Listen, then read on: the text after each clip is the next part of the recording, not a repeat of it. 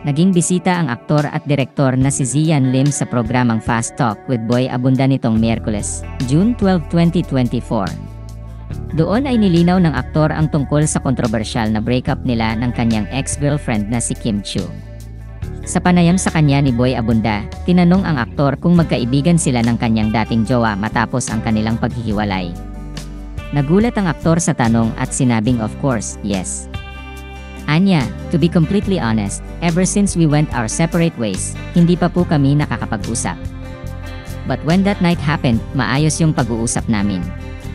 Of course, merong iyakan, but there was that assurance na we went through 12 years, di ba? 12 years of our existence, so it has that respect. Kasunod nito ay nilinaw ni Zian na hindi siya ang nagpasimula sa hiwalayan nila ni Kim na tumapos sa 12 taon nilang relasyon. Sinabi rin niya na naintindihan niya kung bakit galit ang kanilang supporters, at naintindihan din niya kung bakit na-feel nila na nabetray sila, pero masakit din yon para sa kanila. Dagdag pa niya, hindi na kailangan pang himayin kung sino ang nagkulang sa kanilang dalawa. Anya, it's such a delicate. I understand why the supporters are angry. I understand why they feel betrayed.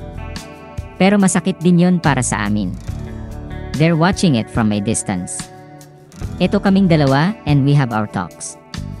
Nag-usap kami privately. Hindi na kailangan pang himayin kung sino ang nagkulang. I think the length of it speaks for itself. And yung mga pambabatikos sa akin ng karamihan, I think they should just look at it from a lens na for more than a decade, I never had any. My record is clean, and I'm proud of that. You're not gonna see me in places you're not supposed to see me. Yun lang siya. The time speaks for itself.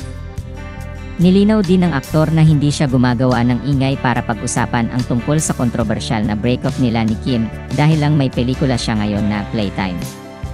Ayon sa kanya, sumagot lamang siya sa mga tanong ni Boy Abunda. Matatanda ang kinumpirma ni Kim at Zian noong December 2023 na hiwalay na silang dalawa, ngunit hindi nila sinabi kung ano ang naging dahilan kung bakit sila naghiwalay.